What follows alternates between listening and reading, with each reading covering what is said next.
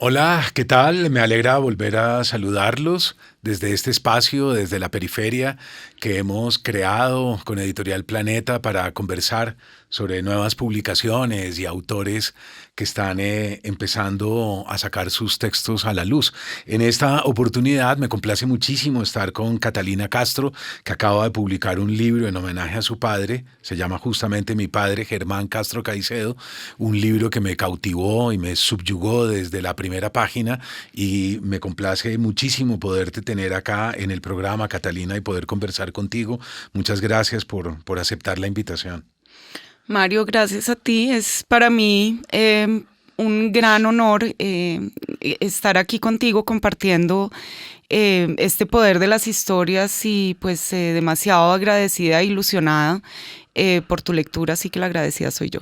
No, leí con enorme pasión el texto y te contaba ahora por fuera de micrófonos que tengo enormes y gratísimos recuerdos de Germán empezando a, digamos, a enseñarme el oficio y la dedicación, la disciplina, el esfuerzo, la ética del trabajo irrestricto. Entonces, digamos que para mí también era leer un libro sobre alguien que era un maestro, ¿no? Entonces era también el discípulo leyendo feliz tu libro. Y te agradezco mucho que hayas escrito esto porque te decía también que nadie más podía haberlo hecho sino tú. Me encantaría comenzar la conversación, Catalina, hablando sobre Zipaquirá, ¿verdad? Un pueblito que está en las afueras de Bogotá, en los Andes, un poco conventual, frío, que parecería que no cumpliera ninguna función muy significativa al interior del país y que sin embargo da unas voces tremendas como Germán, justamente, que tiene su origen ahí, pero recordábamos también que por esas calles camina García Márquez, ¿no? Pequeño, chiquito, exiliado, adolescente, y un poco después, unos años después, por esas calles de Zipaquirá y en esas mismas aulas pasa también Gustavo Petro, que es en este momento nuestro presidente actual. Entonces, es como raro, ¿no? A mí me pareció un cruce extraño y en algún momento en tu libro está citado también esa frase de la patria de un hombre es su infancia, ¿no? Y yo creo que Germán siempre tuvo una conexión, un cordón umbilical muy fuerte con Zipaquirá.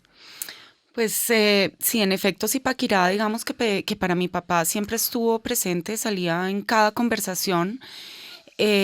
Para mí esa imagen de Zipaquirá es justamente eso, es la infancia. Eh, Pienso que la infancia que llevamos todos adentro, con todos sus matices, ¿no? Los momentos más duros, pero también los momentos más bellos.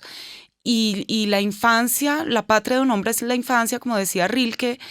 Creo que es una frase muy poderosa porque desde la infancia somos, ¿no? Desde la infancia nos Mm, construimos y es esa infancia la que hace que seamos quienes somos y que hagamos lo que hacemos después. mm, Zipaquirá, un pueblo pequeñito en aquella época, le brindó a mi papá su primer contacto con la soledad, su primer contacto con el abandono, pero también el primer contacto con el valor de la amistad, sí. el primer contacto con la naturaleza, con las aventuras de niños, y creo que habría podido ser en Tumutumbudó. De Mm. igual manera, la infancia construye, ¿no? Y nosotros seguimos siendo ese niño a partir de esa infancia que nos tocó.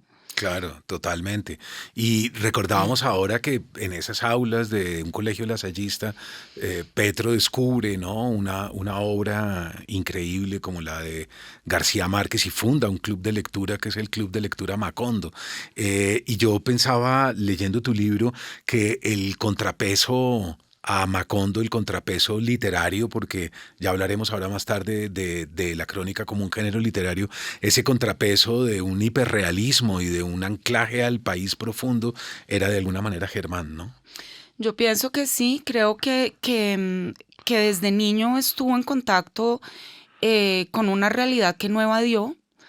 Fue una realidad que miró de frente, Mm, desde todas sus caras, y de ahí surge también esa necesidad de contar esa realidad sin desvirtuarla, mm, porque pues sobre todo en este país, pues la realidad sobrepasa toda ficción y él necesitaba en lo más profundo de su ser ver esa realidad, contarla, para que la gente se hiciera su opinión, porque decía que en el conocer la realidad están las soluciones a la mayoría de los problemas, ¿no? Claro. Y fue fiel desde el día 1 hasta el último a ese mundo visto desde el frente. Así es. Vargas Llosa, en algún momento haciendo la lectura sobre la obra de García Márquez, dice Vargas Llosa en Historia de un deicidio que ese adolescente que está en Zipaquirá, exiliado y que de alguna manera magnifica lo que ha sido su infancia en la costa Caribe y que tiene que regresar después a Aracataca, regresa y se niega a aceptar que eso sea la realidad, ¿verdad? Como unos billares, unas avenidas despavimentadas, unos perros tirados durmiendo a mediodía con ese sol abrasador.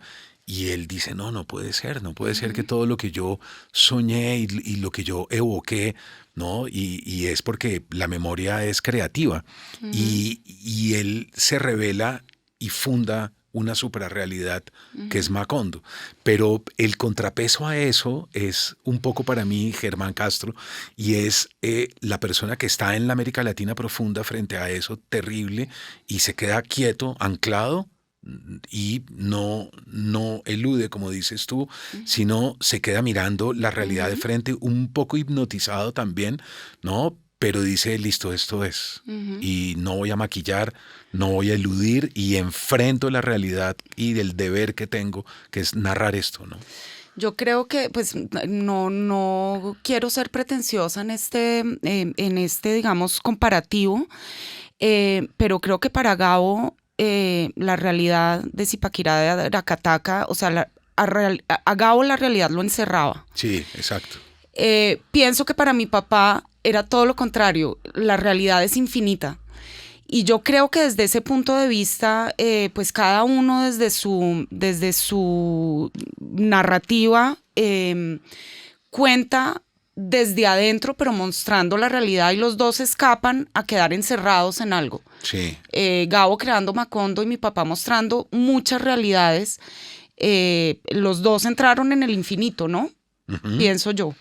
Completamente. Ahora, ellos se van a tropezar también más adelante, vuelven y se encuentran, digamos, están por esas mismas calles o coinciden en ese origen de lo que puede ser las calles de Zipaquirá, pero luego se encuentran en El Espectador. Y hay un cronista que funciona un poco como una voz oracular para Germán, que es Germán Pinzón, ¿no? Que es un poco el que lo adopta y es un poco como su primer maestro. Ahora, acá hay algo que a mí me gusta mucho, que lo dices en tu libro, y es que la crónica como género literario, no, digamos, la no ficción. La no ficción es tan literaria como la ficción, que es un debate ahí entre teóricos y críticos, pero hay tanta creación en una como en la otra.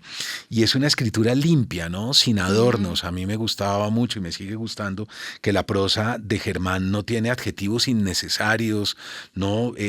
Va siempre revisando, y él tenía como una máxima que era menos es más, ¿no? Había un factor sorpresa, había un suspenso, hay unas técnicas de montaje, puntos de vista, polifonías, pero siempre menos es más, o sea, depurando.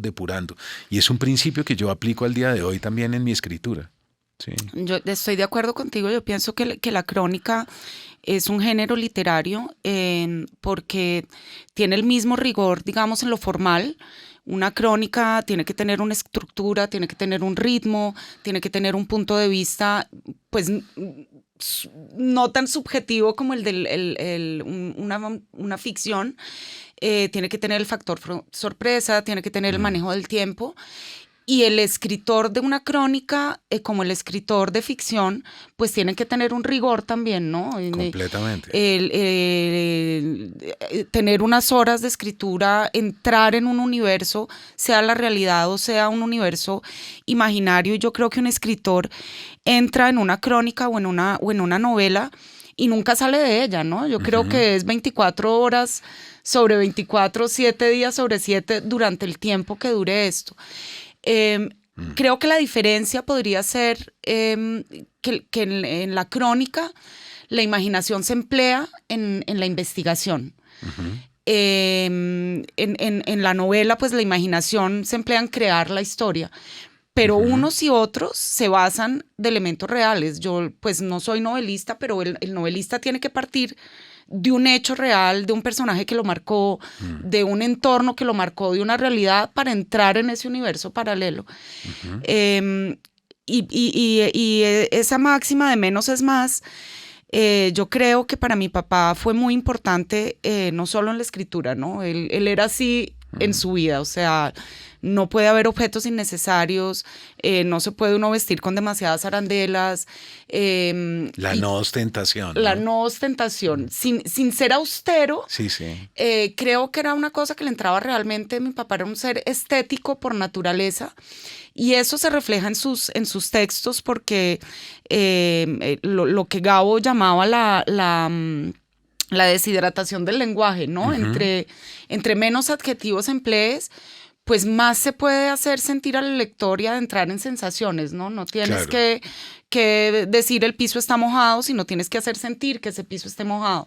Y en eso pienso que fue muy riguroso y por eso sus crónicas son tan cinematográficas, porque esa depuración del lenguaje hace que uno se concentre más en eso, en las sensaciones, en sentir el olor, en hacer sentir el sonido. Y fue una máxima que aplicó, como lo digo, en todos los aspectos de su vida, ¿no? Sí, menos es más. Sí, total.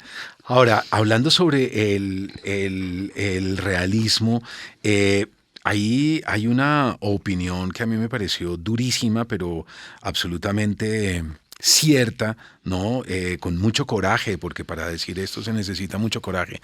Y es que en el realismo es mostrarle al público un espejo en el cual se puede reflejar.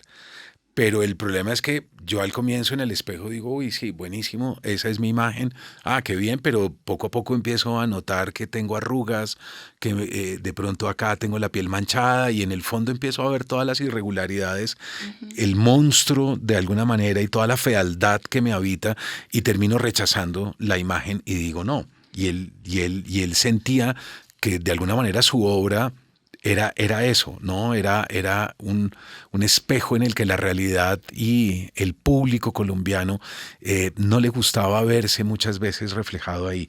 Me gustaría citar esas frases de Germán en este momento que dicen así: el país está tan atrasado y es tan cerrado que cuando escucha a un liberal dice que es un comunista y un ateo. Es un simple liberal. Está muy anquilosado este país, con las ventanas cerradas, un país que huele a moho. Me han tildado de ateo, de enemigo de la fe, de comunista, de bolchevique. Otros me han llegado a decir que soy de la CIA o de la KGB. Algunos me han dicho que tengo pacto con el diablo. Otros que estoy a sueldo del narcotráfico, según los temas. Un país que no quiere que le muestres su cara. Un país escondido con una cara muy fea, llena de cicatrices, una cara horrible. Y en mis programas el país se ve en el espejo y al ver esa cara horrible quiere romper el espejo en lugar de hacerse más bien una cirugía plástica. Durísimo. Fuerte, ¿no? Uy, pucha. ¿Qué crees tú de esto y cómo crees tú que lo vivió Germán, Catalina? Pues yo estoy totalmente de acuerdo con esa cita que acabas de leer. Pienso que en Colombia, pero no solo en Colombia, muchas veces la realidad es muy incómoda, ¿no? Sí. Y ese espejo, claro que incomoda, y en muchas ocasiones mi papá fue un personaje incómodo porque ponía el dedo en la llaga de esa realidad y realmente era, ahí en el libro yo lo comparo con la imagen de Goya en su tiempo. Sí. Y esto fue real en el último viaje que hice con mi papá, un año y medio tal vez antes de morir. Cuando estábamos en Madrid siempre íbamos al Prado y siempre íbamos a ver la obra de Goya. Y yo lo puse frente a uno de sus cuadros y le pregunto, ¿qué ves, papá? Y me dice, la cara horrible de la guerra. Le digo, no, Goya eres tú, papá. porque en su momento fue tan incómodo para la sociedad como mi papá, ¿no? Es esa realidad horrible, Sí, los caras fusilamientos del monstruosas. 2 de mayo, me acuerdo. Exacto, Claro. y después toda esa época negra en la que mostraba Sí. la realeza con cara de monstruo. Y los aquelarres. Exacto, y claro. cómo lo tildaron. Y pienso que a mi papá no le importó ser incómodo mientras esa realidad fuera mostrada desde adentro, ¿no? Una vez más, sin dar puntadas de su opinión personal, pero es que es simplemente mostrar un espejo, es que no hay necesidad Claro. de adjetivos nuevamente, o sea, tú Claro. muestras la cara y ya se ve la realidad y eso todavía incomoda mucho, ¿no? Claro. Sigue incomodando. Sí, claro, no queremos vernos. No queremos vernos. Siempre estamos eludiendo lo que realmente somos.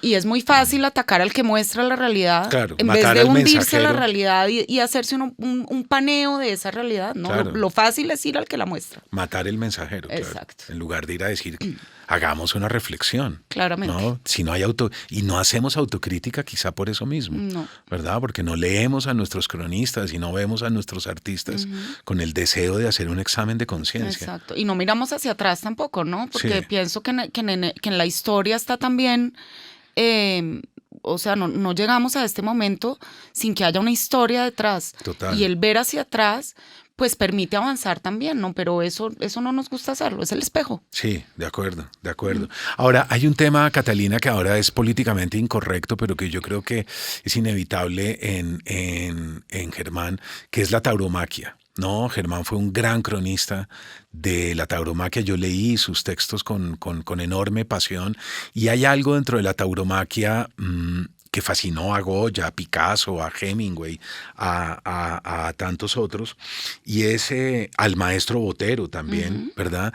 Y es que algo pasa en el ritual, algo sucede ahí en ese enfrentamiento entre la bestia, que es la fuerza bruta, y el torero que sale vestido de luces, que se adorna, ¿no? Que es muy femenino y que es la inteligencia, ¿no? Entonces al comienzo uno ve esa fuerza bruta y uno dice, wow, 500 kilos de peso que salen con esa fuerza descomunal frente casi un ser que está desvalido, pero que poco a poco, a punta de engaños y de astucia, va a terminar llevando a la bestia a la muerte. Ese ritual, creo yo, que es algo que enseña a ver de otro modo. Hay que estar muy concentrado, hay que estar muy concentrado en la arena, en el polvo, en la temperatura de esa tarde, si hay nubes, si va a llover, si no llueve, si el torero tropezó, si se encuentra deprimido, si está enfermo. Todo eso uno tiene que saberlo ver y yo creo que es un entrenamiento para la crónica, ¿no? Yo creo que tal vez la tauromaquia para Germán fue una escuela para que él aplicaba en los otros temas después. No sé cómo lo ves tú. Bueno, yo creo que ese es un tema que da para todo un universo. Creo que hay un factor factual y hay otro, digamos, un poco más metafísico, filosófico, literario en esta imagen de la tauromaquia. El factual pienso que nos lleva de nuevo a la infancia, a la juventud, Zipaquirá, en donde vio su primer capote, en donde quiso entrenarse en el arte, digamos, de torear, pues es decir que toreó, pues es un poco pretencioso, pero y luego entonces está eso, y pues también un gran agradecimiento con la vida porque su primer trabajo como cronista fue como cronista taurino, primero en radio y luego para el Ruedo de Madrid. Entonces yo creo que desde ahí hay algo que lo liga mucho a la infancia y también a un profundo sentimiento de agradecimiento con la vida por sus inicios, ¿no? Y ya desde el lado, pues, un poco más literario, lo que dices es muy cierto, solo quienes hemos, digamos, estado metidos desde muy pequeños en la tauromaquia, podemos dimensionar, creo yo, lo que representa la imagen del toro y el torero más allá de una simple corrida de toros, ¿no? Yo creo que el toreo, pues, o la tauromaquia es una imagen, una alegoría a la vida y la muerte, lo que dices tú, a la fuerza entre el animal y la razón, al destino, es un coqueteo permanente con la muerte. Creo también que es una imagen fuertísima del amor, Para mí la tauromaquia es Carmen, ¿no? Carmen de Mérimée. Carmen, el toro, una imagen, un arquetipo de belleza muy fuera de lo común. Y el torero, como dices tú, algo andrógino, que baila, pero que baila con esta mujer que sabe que lo va a llevar a la muerte o de pronto no. Y creo que esta imagen, esto nunca lo hablé con él, pero para mí sí pienso que su oficio y la vida misma era un poco la imagen de una corrida de toros, claro. ¿no? El ponerse en el frente a un toro, claro. Mirarlo de frente, puede pasar lo que sea, pero voy. Pero también toda la estética que lleva adentro, ¿no? En el libro yo hablo, por ejemplo, cuando se encienden los faroles de una plaza y tú ves por qué los toreros, por qué esos trajes se llaman de luces y por qué brillan y al mismo tiempo la arena está ensangrentada y sale el toro que brama con fuerza. Son las 3 de la tarde. Son las 3 de la tarde. La hora de la que crucifican a Jesús. Exacto.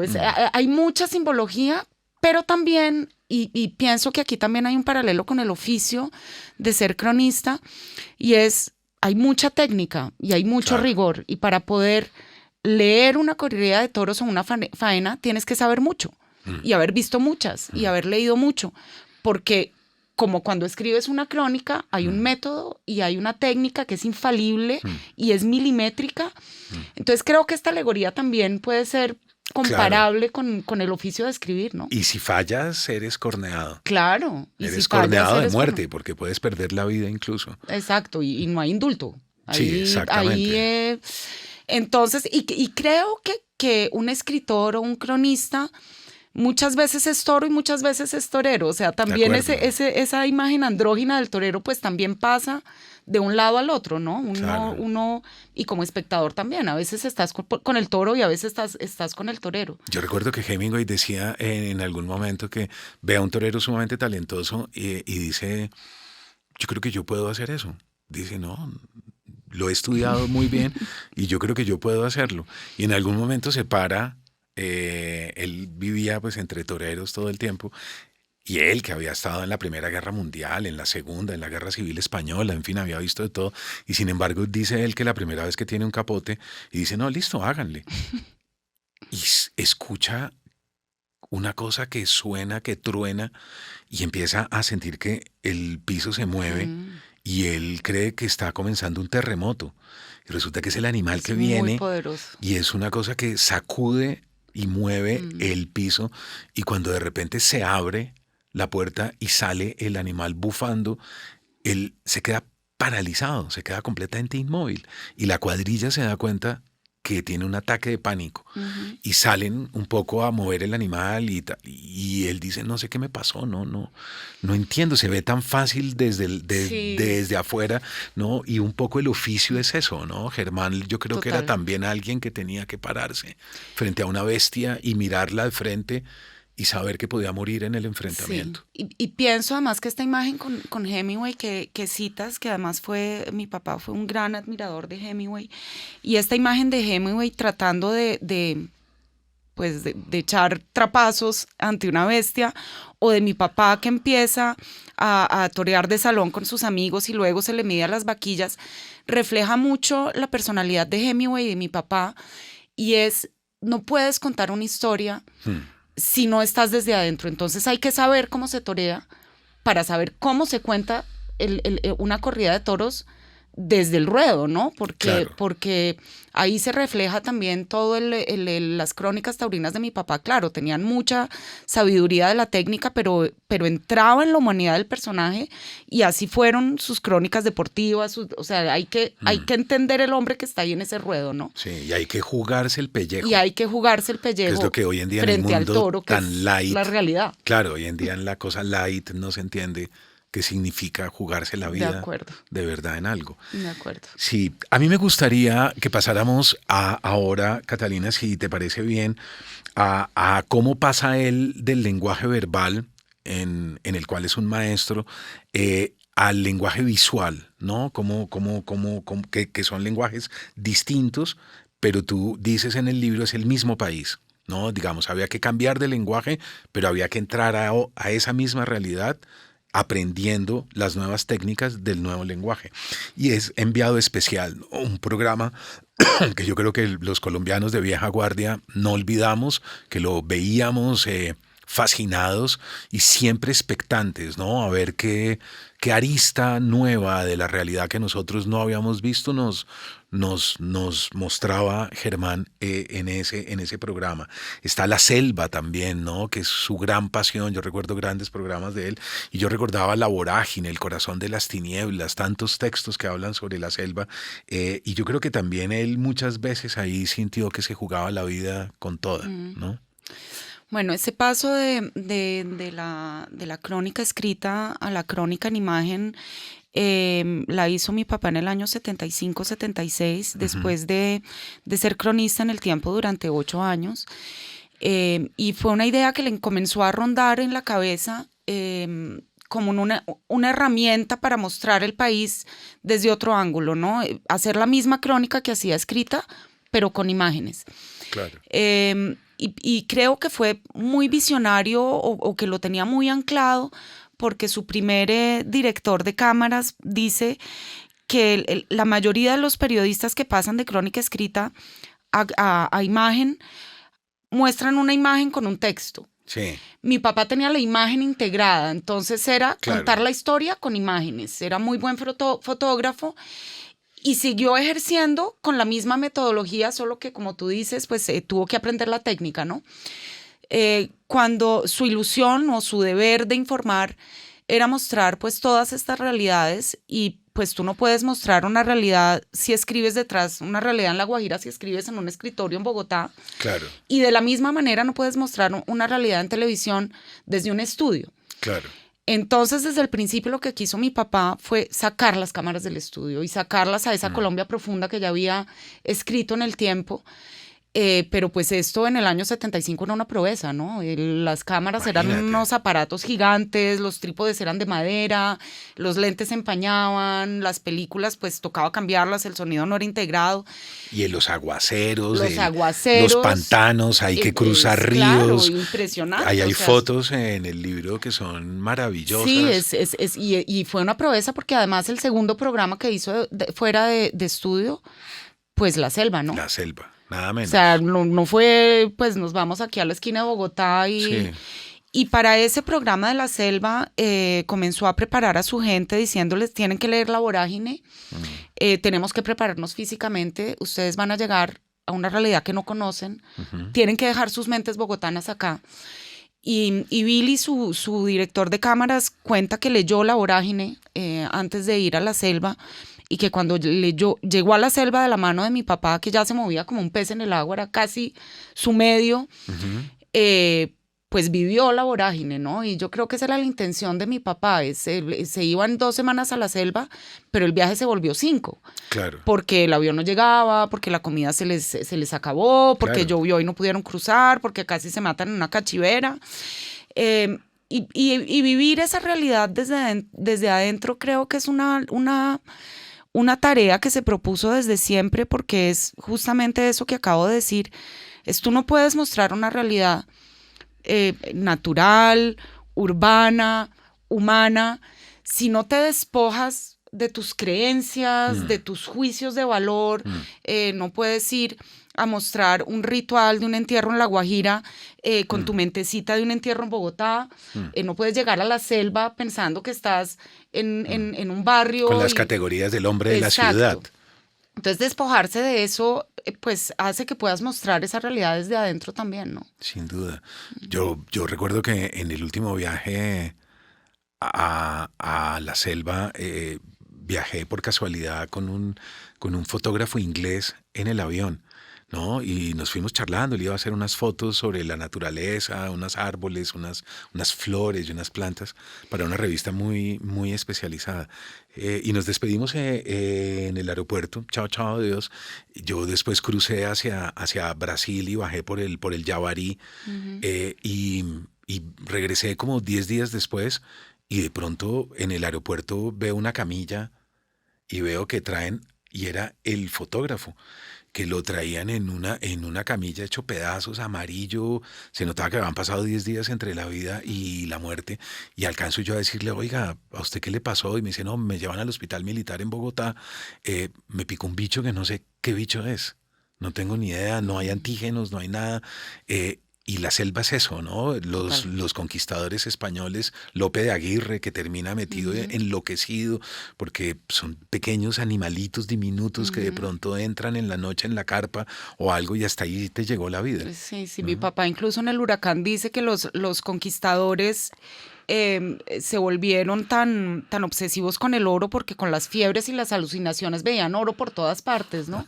Y hablando de estos riesgos que hemos abordado, claro, el riesgo y el peligro no solo es un fusil, ¿no? Claro. El riesgo y el peligro es meterte en esa manigua, es realmente un gran riesgo. Aterrador. Pero él, yo no sé, se internó meses y meses en muchas ocasiones, se perdió en muchas ocasiones, se fue persiguiendo historias y sus coequiperos, digamos, cuando fueron en enviado, nos decían, nos entraban niguas, nos comían todos los moscos, nos Exacto. salían las serpientes, y a tu papá nunca le pasó nada y además nunca le daba miedo. O sea, Claro. yo cuento en ese libro mi primer contacto con la selva.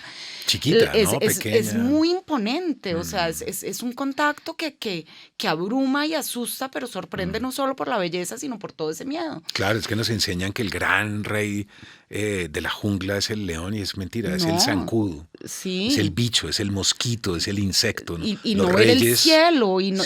y esa humedad que te penetra, y los sonidos que Los sabes que hay ruidos de la cosas noche.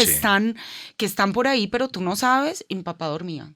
O sea, todo el mundo, entonces claro, esos riesgos, sí, yo pues cerraría con eso, el riesgo no siempre es un fusil. Sí, totalmente, qué maravilla. Me gustaría, ya que rozamos acá el tema, hablar de Germán como un precursor de la ecología, ¿no? Tú haces énfasis en el libro, Catalina, de muchas batallas, ¿no? Que dio él por los derechos medioambientales en este país. Recuerdo sobre todo uno que a mí me causa cierta fascinación, que es el agente naranja, ¿no? Que es Vietnam, ¿no? Ya estaba prohibido en todo el mundo y sin embargo aquí seguían con esto, el glifosato, que al día de hoy seguimos ahí debatiendo a veces sobre el tema, cosas con denuncias sobre el Cerrejón, en fin, entre tantas otras batallas, ¿no? Un estado que parece tener tintes, ¿sabes? A veces mafiosos y unos políticos corruptos y él anunciando todo el tiempo: aquí hay un tesoro, aquí hay algo que no hemos entendido, hay un territorio sagrado, ¿no? Y vamos a sufrir las consecuencias y aquí estamos sufriendo las consecuencias. De acuerdo, yo creo que es uno de los temas de tantos en donde puso el dedo en la llaga desde hace mucho tiempo, alertando la contaminación de las aguas. Me acuerdo un programa de enviado especial en donde denunció, por ejemplo, las basuras en San Andrés, el Cerrejón, pues esta mina de carbón a cielo abierto, pues en donde hubo y sigue habiendo todos los abusos que terminó en el robo del río Ranchería también, pues o que él anunció que ese río se lo iban a robar. En la muerte del río, ¿no? En la muerte del río, y lo hizo además no solo desde el periodismo, sino que formó, hizo campañas en Pacho, en la vereda, en donde tenía una tierrita, congregaba a los campesinos en la escuela para explicarles la importancia de cuidar los nacederos del agua, de no poner el ganado a tomar ahí porque es el agua que después... O sea, lo hizo realmente militando también casi, ¿no? Claro. Y este tema de la gente naranja que nombras, pues es también un tema que lo atravesó toda la vida, desde que quiso entender cómo había llegado, digamos, el tráfico de marihuana a Colombia. Se encontró primero con un problema y un daño ecológico, ¿no? En Vietnam, pues todos estos soldados, una de las armas que utilizaron los estadounidenses para combatir a los vietnamitas, los vietnamitas a combatir a los estadounidenses, pues fue drogándolos, ¿no? Claro. y llega todo este ejército de estadounidenses al Vietnam pidiendo y pidiendo más marihuana y pidiendo más marihuana, y en Colombia habían comprado pues un cáñamo para hacer telas, pero pues llegaron ellos y empezaron los cultivos, y con los cultivos pues llegó el 2,4,5-T, que es el mismo agente naranja, pero con otro nombre, Claro. que ya lo habían prohibido ellos, pero que aquí sí se podía usar. Y desde ese momento era en la Sierra del Perijá, estaba en territorios restringidos. Desde ese momento él mostró que eso se iba a convertir en una manera a grandes masas, que fue lo que pues terminó con aspersión aérea, glifosato, que es un debate que todavía sigue, ¿no? Increíble. Y cada uno de estos temas no los dijo una vez. O sea, esto salió por primera vez en el 74, volvió al ataque en el 80, volvió al ataque en el 87, volvió al ataque en el 2004, volvió al ataque en el 2016, y hasta el último día de su vida, o en la última vez que lo dijo fue en Nuestra Guerra Ajena, que es un libro del 2014 tal vez. O sea, fue un tema reiterativo. Y mira, seguimos en el espejo, ¿no? Volvemos al espejo. Recuerdo una cita terrible del libro sobre esto, que dice así, ¿no? Porque él dice, esto es irreversible y esto va a cambiar las coordenadas por completo hacia adelante. O sea, entra el narcotráfico, y con la entrada del narcotráfico entra una cosa que nos va a sacudir las entrañas, ¿no? Tú traes a colación esta cita en el libro. Esta va a ser la verdadera revolución en Colombia. Al regresar a los lugares que visité hace años, veo a escalas más o menos importantes las transformaciones que ya comienza a causar el narcotráfico, pero creo que es apenas el principio. El narcotráfico va a permear todas las capas de la sociedad colombiana: la militar, la política, la judicial, la económica, la agrícola, la del poder, y además todos los actores armados. Se van a transformar los valores y los ideales. Va a afectar igualmente al medio ambiente. El narcotráfico va a revolucionar nuestra historia y la concepción del país y del mundo. Espérate y verás, te acordarás de mí. Y esto lo dijo Tremendo. en el año, no sé qué puse, pero pues el principio de los 80s, ¿no? O sea, el narcotráfico era una cosa muy incipiente todavía. Y ya él sabía lo que iba a pasar. Y visionario, pero visionario también porque quiere ver esa realidad de frente, y porque visitaba un lugar en el 70 y volvía a ese mismo lugar en el 75, y volvía en el 80 y volvía en el 80. Y todo iba para peor. Y todo iba para peor, Claro, pero es también ir al lugar y ver la realidad de frente, ¿no? Claro. Pero esta frase es muy fuerte, porque eso yo me acuerdo, lo repetía mucho. Mi mamá en una de nuestras entrevistas lo volvió a traer a colación, y esto me lo repitió toda la vida, ¿no? Y pues fíjate, es que fue toda la sociedad de nuestro país cambió, el lenguaje, la estética, los valores. O sea, cambiamos una forma de vida por otra, el dinero, la reforma agraria, Claro. Sí, es bien fuerte. Claro, porque los norteamericanos no solo pierden en Vietnam la guerra militar, ¿no? Son minados desde adentro, porque esos soldados regresan drogadictos, yonkis perdidos, y de ahí en adelante la misma sociedad norteamericana es minada desde adentro, ¿no? Y nosotros de alguna manera también estamos implicados en eso, claro, y terminamos destruidos produciendo. Y fíjate que hace tal vez 3 o 4 meses Estados Unidos declaró, una de las maneras de legalizar la marihuana, declaró que la marihuana no era, sí, no me acuerdo cómo dijeron, pero pues como que no afectaba, digamos, la salud. Y yo ahí dije, pero toda esta lucha de tantos años, sí, para que terminemos en esta frasecita y en esta ley, claro, cuando este país... ¿Dónde están todos nuestros muertos? ¿Dónde están nuestros muertos? Claro, ¿Dónde está nuestra guerra? ¿Dónde están los ríos, las montañas, los enfermos que hemos dejado, los asesinatos? Claro. O sea, es muy fácil darse cuenta y voltear, digamos, la arepa después de todo esto, y creo que fue una guerra constante que mi papá mostró desde los años 70 para llegar a esto, ¿no? De acuerdo. De acuerdo. Ahora, por el otro lado, Germán tiene una pasión por la paz, ¿no, Catalina? Entrevista a guerrilleros de distintos frentes, entrevista a paramilitares, entrevista a militares tanto de la policía como del ejército, a ambos, y él se da cuenta que es un país que está enfermo de odio. ¿No? Él dice, el odio cruza nuestras entrañas.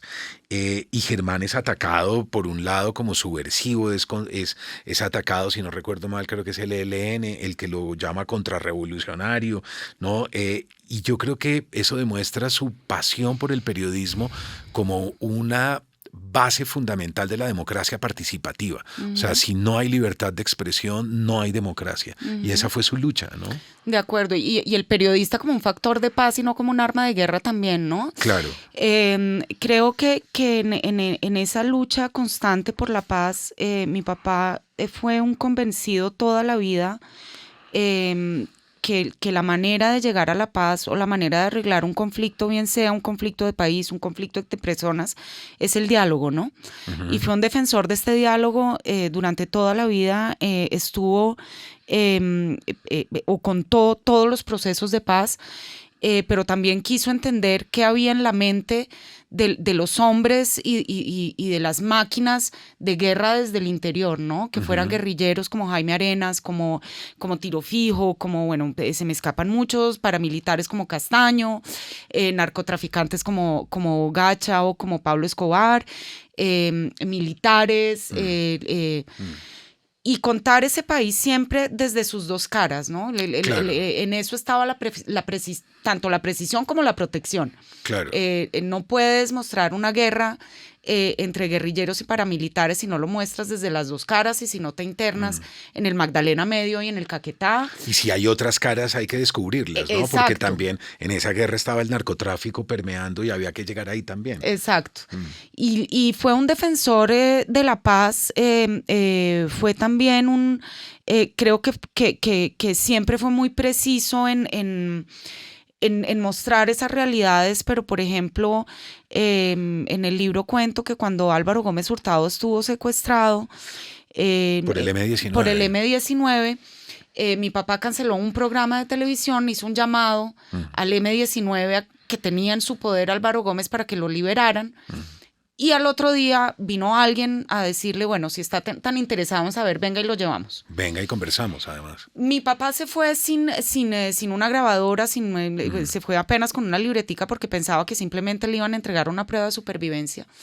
Y lo que se encontró fue al tercer comandante del M-19, que en ese entonces era Oti Patiño, e hicieron una entrevista. Que ahora es tan importante en todo el proceso de paz. Exacto. Y yo hablé con Oti hace 1 año y medio, 2 años, y me dijo una cosa muy importante que yo creo que resume muy bien la posición de mi papá frente a la paz. Y lo mismo dijo Jaime Arenas después de la entrevista que le hizo a mi papá en la cárcel. Y es, mira, hicimos una entrevista y casi que el destino de un nuevo diálogo de paz estaba en las manos de tu papá. Porque en la manera como yo di esa entrevista, pues el hecho de tener a Gómez Hurtado era un acto de violencia, ¿no? Claro. Y tu papá lo presentó como un acto de fuerza. El acto de fuerza puede llevar a un diálogo, mientras que el acto de violencia es un ataque. Y esa fue su posición siempre, es decir, no tergiversar la realidad, pero sin haber nunca militado en ningún campo, digamos, ni de guerrilla, ni de izquierda, ni de derecha. Creo que sí fue siempre un factor de paz, ¿no? Y de hecho, fíjate que llegan ambos, ¿no? Llega Álvaro Gómez y llega también el M-19 con Navarro Wolf a la Constitución del 91. Exacto. ¿No? Exacto. Porque a Álvaro Gómez sí le pasa algo durante el secuestro. Sí. Así hay un giro en él, ¿no? Hay una toma de conciencia extraña que lo conduce finalmente a la Constitución del 91 y que lo van a matar igual después. Exacto, como, y que termina, como mataron a los de la izquierda, matan a... Como la UP, matan a Gómez también. Sí, de acuerdo. Y ahí se da uno cuenta pues que todos los mandos son iguales, ¿no? Sí. Que son los mismos hombres a la larga. Claro, las mismas. Y por ejemplo, en la manera de abordar la paz o la guerra, quiero pues hacer mención, por ejemplo, a esa entrevista que le hizo mi papá Jaime Arenas en el año 69, cuando Arenas estaba esperando a ser juzgado, estaba preso. Ujú. Yo siempre me pregunté por qué todas estas personas de todos los bandos accedían a que fuera mi papá quien los entrevistara y no otro, ¿no? Y encontré en una respuesta de Arenas ya desde el 69 un poco también como la respuesta a esa pregunta que siempre me hice, y es que primero Arenas nadie le propuso hacer una entrevista, entonces pues la persona lógica para hacerlo pues fue el único que le propuso, ¿no? Claro. Y segundo, después de la entrevista, cuando Arenas lee la crónica en El Tiempo, le escribe una carta a mi papá en la que le dice, mira, yo estaba muy asustado porque mi vida en ese momento estaba en tus manos y tú hubieras podido hacer con mi vida lo que quisieras. Lo que quisieras, sí. Pero en esa crónica dijiste exactamente lo que yo hice y por eso te estaré eternamente agradecido. Y eso es un factor de paz, ¿no? Totalmente. Es el mostrar la realidad. Y yo creo que Germán tenía una cualidad increíble, que no era un mercenario, Exacto. que nunca estuvo al servicio de nadie. Nunca. Y eso es difícil hoy en día. Muy. Era una voz propia que cruzaba la nación. Exacto. Punto. Pase lo que pase, y por eso lo atacaron como lo atacaron. Y por eso tantos accedieron también a contarle su verdad. Claro, ¿no? porque no está al servicio de nadie. Exacto. O sea, yo sé que él va a decir la verdad. Sí, y a qué costa mantener esa independencia. Increíble, ¿no? Durísimo. Ahora, no podemos terminar esta conversación, Catalina, si no hablamos de la toma y la retoma del Palacio de Justicia en el año 85. No, yo vi la toma y la retoma en directo. Yo era un estudiante de literatura, vivía en La Candelaria y desde la pensión estudiantil donde yo vivía, vi en directo cómo se incendiaba prácticamente el centro de la ciudad, como si fuera una nación en guerra. Bueno, era una nación en guerra. Y tú dices ahí muchas cosas dentro del libro que me parecieron muy significativas, ¿no? Que era lo que también de alguna manera decía Germán, y es que los militares sabían de la toma, urdieron la trampa, permitieron que entrara el M-19 y luego cometieron semejante genocidio que cometieron. Sobre todo me gustaría que recordaras la historia de Carlos Horacio Urán, que era su amigo y que Germán estuvo muy cerca buscando dónde estaba él, y una historia que yo creo que al día de hoy nos sigue doliendo profundamente. Sí, total, y que es el gran reflejo también de un país sin memoria, ¿no? Sí. El Palacio de Justicia fue para mi papá y para nosotros como familia un episodio muy doloroso, tanto en lo emocional y lo personal, pues como en la simbología de una tragedia anunciada, ¿no? Uh-huh. Y no fue mi papá el único que lo dijo, ni yo en el libro, pues muchos historiadores lo han dicho, inclusive militares lo han dicho, que sí fue una tragedia anunciada y que los militares en efecto sabían lo que iba a pasar. Uh-huh. Este episodio fue muy doloroso porque mi familia, mi papá, mi mamá y yo, o sea, nuestro núcleo, teníamos otros 3 núcleos muy cercanos, que era el de Carlos Horacio Urán, Ana Videgain y sus 4 hijas, y Fernando Gómez y Teresa de Gómez. Las 3 parejas se encontraron ideológicamente, emocionalmente, éramos una familia realmente. Uh-huh. Y cuando empieza la toma y la retoma del palacio, Carlos Horacio Urán, magistrado, en ese momento está dentro, llama primero a su esposa Ana María y le dice, estamos en el baño, somos 100 rehenes, uh-huh. No es verdad que aquí no hay rehenes. Y luego llama a mi papá y le dice, siento olor a humo y a carne chamuscada. Sí. Estamos atrapados, necesito que vayas y digas que lo que se está diciendo por radio en la prensa no es cierto. No es verdad. Sí hay seres humanos y sí nos vamos a morir. Y en ese momento mi papá sale con Fernando Gómez Agudelo a donde Yamid Amad, que está haciendo una transmisión de un partido de fútbol mientras el Palacio de Justicia está en llamas. Uh-huh. La ministra de Comunicaciones es Noemí Sanín. Noemí Sanín. Que da la orden de transmitir Exacto. el partido, ¿no? O sea, claramente hubo una censura implacable. Claro. Y Yamid le dice, papá, yo no puedo transmitir, pues hay censura. Mi papá se va, le dice, ¿cómo transmitir un partido de fútbol cuando hay vidas de por medio, no? Uh-huh. Y luego ante la impotencia se va... Perdón, Catalina, que te interrumpa. ¿Recuerdas que escuchamos a Reyes Echandía llamar, ¿verdad?, a decir, a pedirle al presidente de la República, Belisario Exacto. Betancur, que pase al teléfono y dice, nos No van a pasa. matar. Sí. Nos van a matar y no les importó. Esto fue, sí, fue una tragedia anunciada, ¿no? Y bueno, ante la impotencia, mi papá, Fernando Gómez Agudelo, Teresa y sí, los cuatro, mi papá, Fernando, Teresa y mi mamá, se van a la Plaza de Bolívar y mi papá llega a las puertas del palacio en llamas y les dice, soy periodista, estoy buscando a mi amigo, lo dejan entrar. Le viene a la mente ese recuerdo de la frase de Carlos, siento el olor a humo y a la carne chamuscada, que mi papá no lo abandonó hasta el último día de su vida. No lo encuentra, sale, le pregunta a un militar y el militar le muestra un camión lleno de cadáveres y mi papá se mete a ese camión a escarbar entre los cadáveres. Y al final el militar le dice, ahí están, perdón, todos esos amigos suyos, hijueputas guerrilleros. Sí. Y bueno, esto fue una lucha constante. Después vino el Palacio sin Máscara, que fue también una manera de buscar la verdad y de hacerle justicia a su amigo. De hacerle ¿no? justicia a su amigo. Y bueno, Elena, su hija, lo cuenta muy bien en su libro. El Palacio y yo, ¿no? Creo que se llama. Mi vida y el Palacio. Mi vida y el Palacio. Sí. Yo la entrevisté y conversé con Elena sobre su libro, que es tremendo. Es tremendo. Donde está minuto a minuto todo lo que pasó. Tremendo. Y la guerra que al día de hoy continúa y sigue en una resistencia por hacer su guerra, justicia. ¿no? Su guerra de sus 4 hijas y de su esposa por hacer justicia. Claro. Ni siquiera hacer justicia, es por lo menos que la verdad salga, ¿no? Que es que no hay una forma de violencia más implacable que evitar que la verdad salga, ¿no? Alguien decía, yo recuerdo bien que alguien decía, bueno, sí, a mí me piden el perdón, ok, pero ¿a quién? ¿A quién perdono? De acuerdo. ¿A quién tengo que perdonar? Si es que no sé a quién. Primero digan la verdad, inclínense, pidan perdón y yo digo, perfecto, puedo perdonar.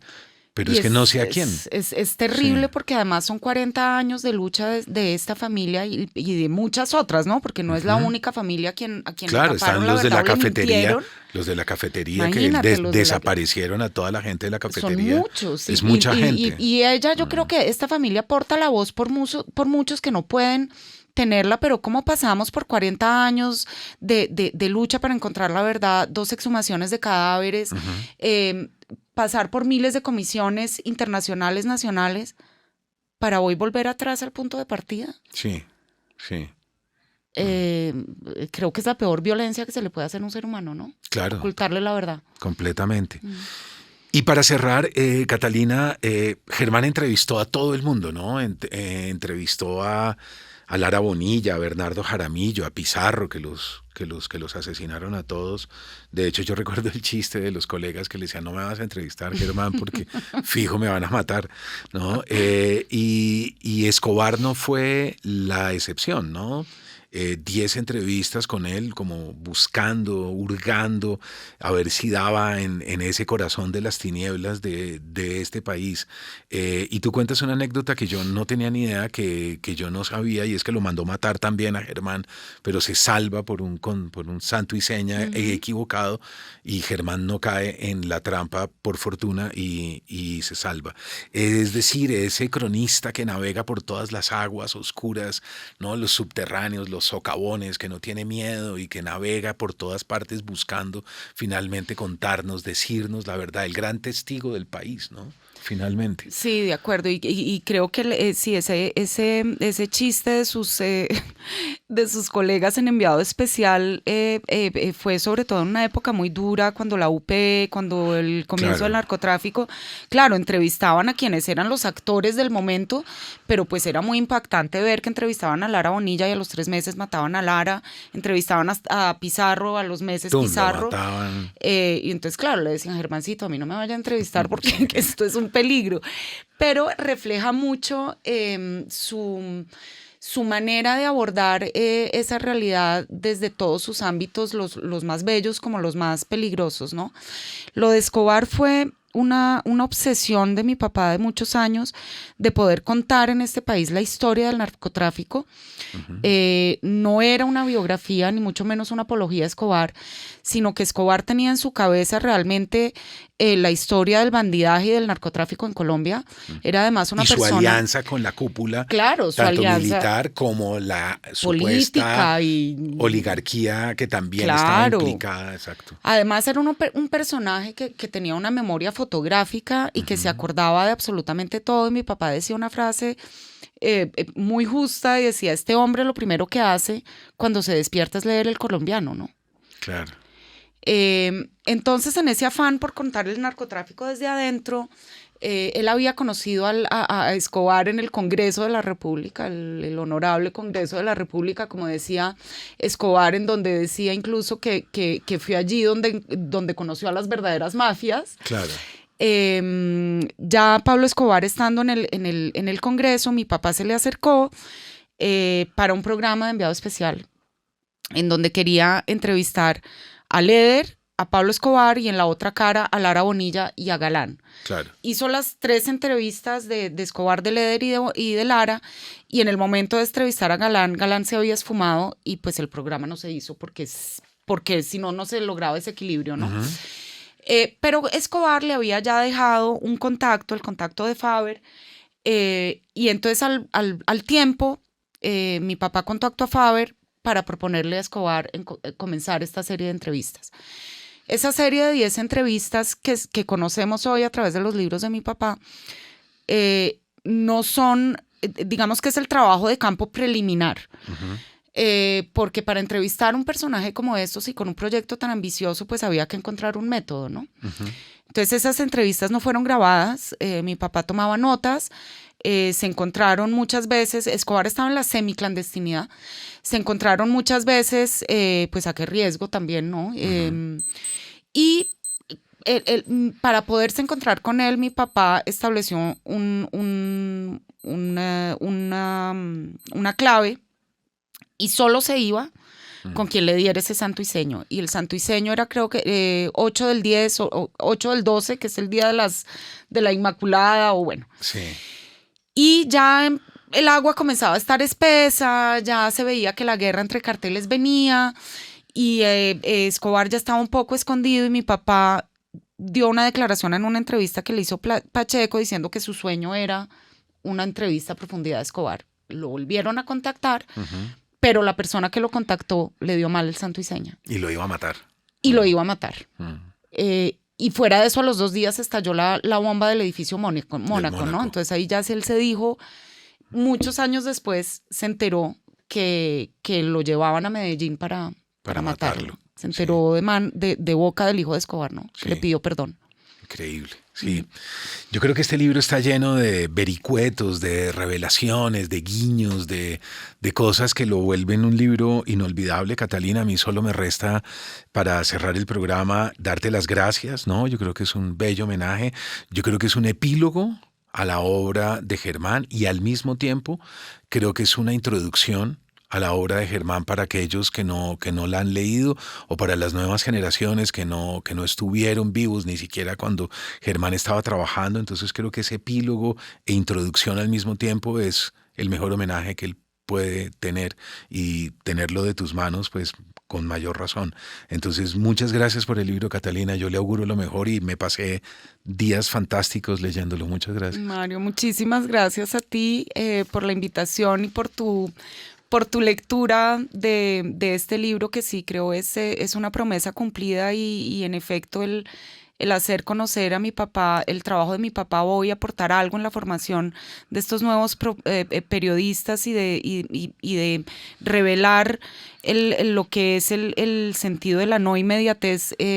Si puedo hacerle honor a mi padre con esto, ya es un terreno ganado, ¿no? Claro, y para cerrar, decir que la escasa, poca o media o mucha democracia que nosotros tengamos se la debemos de alguna manera a personas como Germán y su trabajo, ¿no? Entonces, esté donde esté, seguirle dando las gracias por darnos ese regalo que aún mantenemos. Y a ustedes muchas gracias por estar de nuevo hasta este último minuto del programa y espero que nos volvamos a ver pronto. Chao, chao.